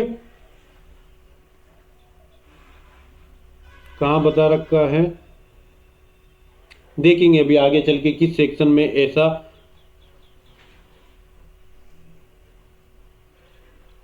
बता रखा है। ठीक है, एक बार 14 देख लो, हेडिंग से काम चल जाएगा, आपको अंदर रीड आउट करने की किसी प्रकार की 14 में जरूरत नहीं है। 15 हेडिंग देख लेना, अंदर जाने की आप में को इसमें भी जरूरत नहीं है। 16 को भी केवल हेडिंग देख लेना, परिवाद की अंतर्वस्तु और जांच कार्रवाई का प्रकाशन और सार्वजनिक करने से प्रतिषेध। तो ऐसी कोई भी कंप्लेंट की जो आंतरिक विषय वस्तु है, अंतर्वस्तु है, या जो भी जांच रिपोर्ट है, उसको किसी प्रकार से पब्लिश नहीं किया जाएगा, ना ही उसको पब्लिक के सामने लाया जाएगा। कोई आरटीई के द्वारा उस रिपोर्ट में क्या आया था, ऐसी कोई जानकारी नहीं मांग सकता। या लिखा हुआ है, सूचना के अधिकार में किसी के बात के होते भी सेक्शन 9 के अंतर्गत परिवाद की अंतर्वस्तु, व्यतीत महिला, प्रत्यर्थी और साक्षियों की पहचान, पते वगैरह ओपन नहीं किए जाएंगे। परिवाद की अंतर्वस्तु और जांच कार्रवाई का प्रकाशन और सार्वजनिक करने की शक्ति, कि जहां ऐसा लगता है, जहां कोई व्यक्ति जो परिवाद जांच या किन्हीं कार्रवाई की सिफारिश करने या संचालन का कार्य करने का या कार्रवाई करने की कर्तव्य सौंपा गया था, वो धारा 16 का उल्लंघन करता है, तो उक्त व्यक्ति पर सेवा नियम, और जहां सेवा नियम विद्यमान नहीं है वहां ऐसी रीति से शास्ति का दायी होगा। यह शक्ति क्यों लिख रखा है, शास्ति होना था भाई, ये प्रिंटिंग का मिस्टेक है, यहां पर शास्ति होना चाहिए था। ठीक है, एक बार चेक कर लेते हैं। हाँ, दंड ही लिखा हुआ है। तो जो व्यक्ति किसी भी परिवाद के अंतवस्तु या कार्रवाई का प्रकाशन सार्वजनिक करता है, उसको सेवा नियम, अगर वो एम्प्लॉय के रूप में काम कर रहा है तो अकॉर्डिंग टू सर्विस रूल दे दिया जाएगा, अदरवाइज है तो विधि के अनुसार दंड दे दिया जाएगा। 18 अपील की बात कर रही है कि सेक्शन 13 की 14 के 17 के 13, 14, 17 में जो सिफारिशें की गई है, जो कार्य कार्यान्वित करने के लिए बोला गया था, उनसे अगर कोई व्यक्ति पीड़ित है तो वो किसी न्यायालय को या किसी अथॉरिटी को अपील कर सकेगा, और ऐसी अपील 90 दिन के अंदर की जाएगी। तो जो रिकमेंडेशन किया गया था, जिससे आप पीड़ित हैं, जो जांच की रिपोर्ट आई थी जिससे आप पीड़ित हैं, तो उस रिपोर्ट को, जो रिकमेंडेशन है जिसके अनुसार आप पर कार्रवाई की गई है, उससे 90 दिन के अंदर आप उसकी अपील कर सकते हैं। सर्विस रूल के अनुसार जो न्यायालय लगता है, या जो कोई ट्रिब्यूनल आपको लगती है, जैसे गवर्नमेंट में काम कर रहे हो तो ट्रिब्यूनल काम कर रही है, या कहीं अदर काम कर रहे हो तो कोई कोर्ट की ज्यूरिडिक्शन के अंतर्गत वो मामला आता है, तो ऐसे कोर्ट या ऐसे ट्रिब्यूनल को आप अपील कर सकते हो 90 डे के अंदर। चैप्टर 6 नियोजक के कर्तव्य, भी चैप्टर का एक क्वेश्चन आता है हर बेयर एक्ट के अंदर, चैप्टर से एक क्वेश्चन आता है। लास्ट बार पूछा था शायद चैप्टर 29 क्या था, सीआरपीसी का। तो आप जहां पर अपील वाला है, वो जहां पर चार्ज है, जैसे चैप्टर 17 चार्ज बताता है सीआरपीसी में, ऐसा तो हर किसी का चैप्टर जरूर देख लिया करो कि इस चैप्टर का नाम क्या है, चैप्टर 6 का नाम क्या है। तो वहां पूछ लेगा आपको चैप्टर 37 में क्या दे रखा है, चैप्टर 33 में क्या दे रखा है, चैप्टर 17 में क्या दे रखा है। तो सेक्शन 19 नियोजक के कर्तव्य बताता है, सिर्फ और सिर्फ हेडिंग। ठीक है, हेडिंग के अलावा कुछ मत देखना अंदर। सेक्शन 20 जिलाधिकारी के कर्तव्य और शक्तियां हैं, केवल और केवल हेडिंग सफिशिएंट है। 21 में समिति की वार्षिक रिपोर्ट प्रस्तुत करना, हेडिंग देख लेना और प्रस्तुत कौन करेगा इतना सा देख लेना कि जो भी इंटरनल कमेटी है या लोकल कमेटी है, प्रत्येक वर्ष जो भी अपना वार्षिक कार्य करती है, साल भर में जो कार्य किया जाता है, उसकी अगर वो इंटरनल कमेटी है तो अपने नियोजक को, और लोकल कमेटी है तो जिला अधिकारी को रिपोर्ट बना के प्रस्तुत करेगी कि साल भर में जो भी काम धाम किया उसकी रिपोर्ट बना के किसको प्रस्तुत करोगे। एक अगर आप इंटरनल कमेटी है तो अपने एम्प्लॉयर को करो, और लोकल कमेटी है तो जिला अधिकारी को करो जिसको डिस्ट्रिक्ट ऑफिसर अपॉइंट किया है। 22 में जिलाधिकारी संक्षिप्त रिपोर्ट बनाकर राज्य सरकार को भेजता है। यहां से क्वेश्चन नहीं आएगा, छोड़ देना 2 को। 22 को पढ़ लेना, नियोजक द्वारा वार्षिक रिपोर्ट में जानकारी का सम्मिलित किया जाना। तो नियोजक जो भी एम्प्लॉयर होगा वो वार्षिक रिपोर्ट में कुछ जानकारी एक्स्ट्रा में ऐड करेगा कि कितने मामले तो इस केस के अंतर्गत आए थे, कितने मामले उन्होंने डिस्पोज कर दिए, और उनकी रिपोर्ट के संबंध में क्या क्या रिकमेंडेशन की गई, ऐसे सभी मामलों की संख्या के बारे में जिलाधिकारी को सूचित करेगा। एप्रोप्रिएट गवर्नमेंट इस एक्ट के कार्यान्वयन की मॉनिटरिंग और आंकड़े रखेगी। तो जो समुचित सरकार होगी वो इस अधिनियम का कार्यान्वयन कैसे हुआ, एग्जीक्यूशन हुआ नहीं हुआ, और कार्यस्थल पर जितने मामले फाइल किए गए, डिस्पोज ऑफ किए गए, उनसे संबंधित सभी डाटा अपने पास रखेगी। हेडिंग सफिशिएंट है। समुचित सरकार अधिनियम के प्रोविजन का प्रचार प्रसार करेगी। हेडिंग सफिशिएंट है। 26 में देख लेना, सूचना मांगने और अभिलेखों का निरीक्षण करने की शक्ति। तो वहां पर जो एम्प्लॉय है या जो वर्क प्लेस है, वहां पर जाकर अगर कोई व्यक्ति किसी प्रकार की इंफॉर्मेशन मांग रहा है जो एप्रोप्रिएट गवर्नमेंट के द्वारा के रिटर्न ऑर्डर के द्वारा उस जगह पर जाकर कोई इंफॉर्मेशन मांग रहा है या किसी प्रकार के रिकॉर्ड्स का निरीक्षण करना चाहता है और उस व्यक्ति को मना कर दिया जाता है, तो यहां 50,000 रुपए तक का जुर्माना, कहां पर मेंशन कर रखा है जुर्माना, यहां पर मेंशन कर रखा है कि आपने 13, 14 और 22 के अधीन कार्रवाई करने में असफल रहे या आपने धारा 4 में इंटरनल कमेटी बनाने में असफल रहे तो 50,000 का जुर्माना। और अगर बाद में उसी अपराध के लिए दोबारा दोष सिद्ध किए गए, पूर्व दोष सिद्ध अपराध के लिए अधिरोपित दंड से दुगना। यदि दोबारा उसी अपराध के लिए आप या उसी अधिनियम के अधीन कोई अन्य अपराध के लिए दोष सिद्ध होते हो तो पहले आप 25 को देख लो कि केवल हेडिंग देखना 25 का, अंदर जाने की जरूरत नहीं है कि जो व्यक्ति एप्रोप्रिएट गवर्नमेंट के रिटर्न ऑर्डर के द्वारा नियुक्त किया जाता है वो सूचना और अभिलेख का निरीक्षण उसको नहीं करने देते हैं, तो यहां पर 26 में ऊपर पेनल्टी लगाएंगे। अब 26 में अधिनियम के इन प्रोविजंस को अनुपालन नहीं करते हैं तो उसके लिए पेनल्टी की बात की गई है कि कोई भी नियोजक 4(1) के अंतर्गत इंटरनल कंप्लेंट कमेटी का गठन नहीं करता है, सेक्शन 13, सेक्शन 14, सेक्शन 22 के अधीन कार्रवाई करने में असफल रहता है, तो इन सभी मामलों में 50,000 रुपए तक की पेनल्टी लगाई जा सकेगी। और पूर्ववर्ती दोष सिद्ध ठहराए जाने के पश्चात उसी अपराध को दोबारा करता है, दोबारा दोष सिद्ध ठहराया गया कि ये अपराध एक बार कर दिए थे 50,000 की पेनल्टी लगी, दोबारा ऐसा ही अपराध करता है तो पूर्ववर्ती सिद्धोष ठहराए जाने पर जो दंड अधिरोपित किया था उसने दूसरे दंड का दाय होगा। यहाँ 50,000 तक में से जितना भी लगाया गया था अब उससे डबल दंड का दायी होगा। ठीक है, और साथ में सरकार उसका लाइसेंस रद्द कर सकेगी या उसका जो रजिस्ट्रेशन कर रखा है उसको रिन्यू करने से या रजिस्ट्रेशन को एंड करने से या उसका अनुमोदन करने से मना कर सकेगी। तो जो भी आप किसी प्रकार का काम कर रहे हो, लाइसेंस लेके कोई कंपनी चला रहे हो रजिस्टर करके, तो रजिस्ट्रेशन रद्द किया जा सकता है, ऐसा लाइसेंस समाप्त किया जा सकता है और रिन्यू करने से मना कर सकती है। इस अधिनियम के अधीन जो कोई भी न्यायालय या अधिनियम के अधीन परिवाद अगर ग्रहण करता है तो वो या तो इंटरनल कमेटी या स्थानीय कमेटी द्वारा किए गए परिवाद पर करेगा, क्योंकि सबसे पहले वर्क स्थल पर किसी महिला का सेक्सुअल हरेसमेंट होता है तो कंप्लेंट करेगी लोकल कमेटी या इंटरनल कमेटी को, और इंटरनल कमेटी को लगता है कि वाकई में सेक्सुअल हरेसमेंट हुआ था इंक्वायरी के बाद, तो फिर वो सेवा नियमों के अनुसार कार्रवाई करने की सिफारिश करेगी, साथ ही आईपीसी 509 के अंतर्गत कंप्लेंट कर देगी, या और कोई विधि में उसको लगता है कि ये ज्यादा ही सीरियस मामला है तो कोई और आईपीसी के अदर अफेंस के अधीन भी कंप्लेंट कर सकती है।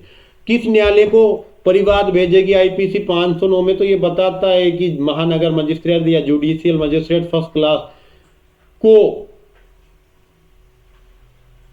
विचारण करने की अधिकारिता होगी, उससे नीचे का कोई भी न्यायालय इस अधिनियम के अधीन अपराधों पर कोग्निजेंस नहीं लेगा, और इस अधिनियम के अधीन प्रत्येक अपराध असंज्ञेय होगा, नॉन कोग्निजेबल अफेंस होगा प्रत्येक अफेंस इस अधिनियम के अंतर्गत। ठीक है, तो कौन संज्ञान लेगा? महानगर magistrate, MM, metropolitan magistrate, judicial magistrate first class, और नेचर क्या होगा अपराध का? Non cognisable. हेडिंग देख लेना समुचित सरकार को नियम बनाने की शक्ति, तो केंद्र सरकार नियम बना सकेगी राजपत्र में अधिसूचना द्वारा। यहाँ ये केंद्र सरकार वाला एक ना एक क्वेश्चन 16-17 एक्ट में ये पूछा ही जाता है कि नियम बनाने की शक्ति किसको प्रदान की गई है, किस एक्ट का पूछेंगे कोई डिसाइड नहीं, पर 16-17 जितने भी एक्ट आरजेएस प्री में आते हैं सब में आपको रूल बनाने की पावर किसके पास है। सीधा लिख लो कि स्टेट के पास गिने चुने में है, स्टेट वाली एक लिस्ट बना लो कि ये 4 एक्ट हैं, 1 2 3 4, यहां पर रूल बनाने की पावर स्टेट के पास है, बाकी सभी में पावर किसके पास है, सेंट्रल गवर्नमेंट के पास। तो जो कम है उनको याद कर लेंगे कि 4 में स्टेट, बाकी में सेंट्रल गवर्नमेंट। क्लियर है, ये एक्ट खत्म होता है 30 में। हेडिंग में मत देखना, कोई जरूरत नहीं है इसको देखने की। अब देख लेते हैं, अब देखते हैं हम स्त्री अशिष्ट रूपन अधिनियम 1986 का अधिनियम संख्यांक 60 था कि वुमन का इंडिसेंट रिप्रेजेंटेशन नहीं किया जाना चाहिए। 23 दिसंबर 1986 को राष्ट्रपति महोदय ने इस पर साइन किए थे। पूरे भारत में लागू है, जम्मू कश्मीर पर भी लागू हो गया 31 अक्टूबर 2019 से। और प्रवर्त इन्फोर्समेंट डेट देखो तो 2 अक्टूबर 1987 गांधी जी का जन्म दिनांक से ये 2 अक्टूबर 1987 से लागू हुआ। विज्ञापन की परिभाषा देख लेना कि एडवर्टाइजमेंट का क्या मतलब होता है। कोई सूचना, परिपत्र, लेबल, रेपर या अन्य दस्तावेज हो सकता है। कोई प्रकाश, ध्वनि, दुआ, गैस के माध्यम से भी कोई दृश्य रूपन है जो किसी प्रचार के रूप में कई बार कोई कंपनियां क्या करती है, एक कोई क्रैकर्स के माध्यम से या एरोप्लेन वगैरह के माध्यम से आसमान में बादलों के द्वारा, गैस के द्वारा, धुएं के द्वारा अपना नाम लिखवा देती। तो ऐसा कोई रिप्रेजेंटेशन भी एडवर्टाइजमेंट की श्रेणी में आएगा। डिस्ट्रीब्यूशन को परिभाषित किया गया, हेडिंग डिस्ट्रीब्यूशन का को 2B में परिभाषित किया है। सबसे मुख्य है कि यहां से क्वेश्चन आ सकता है कि स्त्री अशिष्ट रूपन को 2C में परिभाषित किया गया।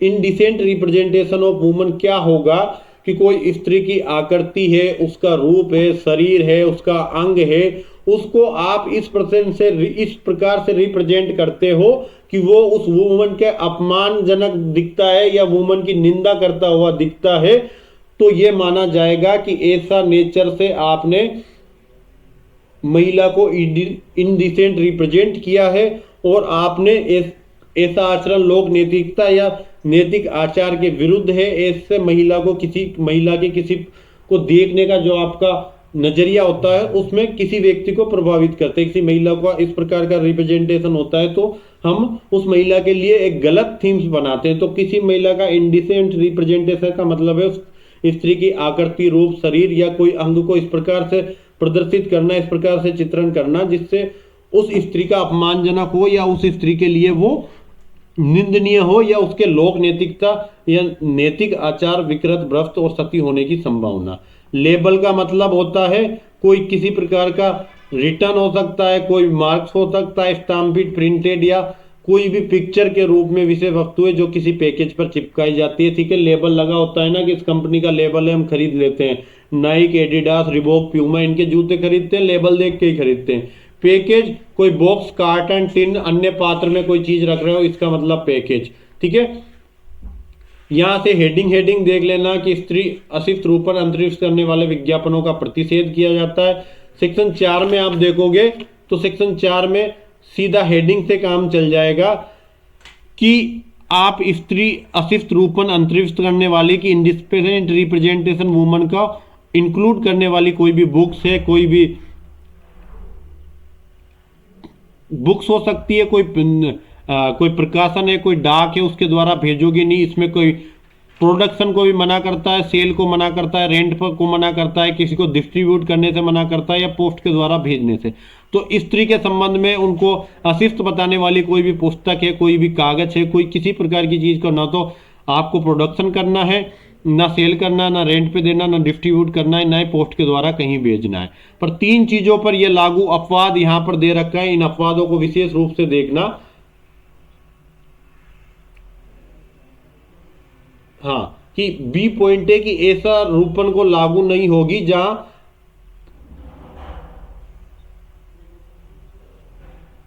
हाँ, किस किस को लागू नहीं होगी ये देखना। मैं सीधा सा पॉइंट बता देता हूं, आप रीड आउट करना क्योंकि टाइम ज्यादा हो जाएगा। कि एक तो जो लोक कल्याण के लिए या धार्मिक प्रयोजनों के लिए किसी महिला को इस प्रकार से रिप्रेजेंट किया जाता है तो उस पर यह एक्ट लागू नहीं होगा। कि पब्लिक वेलफेयर के लिए या कोई रिलीजियस नेचर का या रिलीजियस कोई कार्यक्रम किया जा रहा, उसमें इस प्रकार से कोई स्त्री का अशिष्ट रूपण किया जा रहा है तो वहां पर लागू नहीं होगा। जैसे निर्भया कांड की जो झांकी बनाई गई दिल्ली में जब लाल किले पर 26 जनवरी को, तो उस झांकी में आपको एज ए महिला पर सेक्सुअल हरेसमेंट दिखाया जाना जरूरी है ताकि लोगों के बीच में मैसेज जाए। तो ऐसा चीज जो लोक कल्याण के लिए, धार्मिक प्रयोजन के लिए हुई है, उन पे लागू नहीं होगा। दूसरा, कोई प्राचीन स्मारक है या कोई मंदिर रथ पर उत्कीर्ण मूर्तियां जो अश्लील प्रकृति की होती है, कि आप खजुराहो को देखोगे, आप भंड देवरा को देखोगे, तो यहाँ पर महिलाओं का नृत्य करती हुई है उन अश्लील अर्धनग्न महिलाएं हैं। या जो मंदिर है 1444 खंभों का मंदिर पाली में, रनकपुर में, उस मंदिर को नग्न महिलाओं का मंदिर कहा जाता है या वेश्याओं का मंदिर कहा जाता है, क्योंकि उस मंदिर की पर आज से 700-800 साल पहले बनी हुई अर्धनग्न मूर्तियां हैं जो नृत्य करती हुई शैली में हैं। तो ऐसा कोई प्राचीन स्मारक या मंदिर या रथ पर कोई उत्कीर्ण मूर्तियां हैं जो महिला का अशिष्ट रूपण करती है, उनको ये लागू नहीं होगा।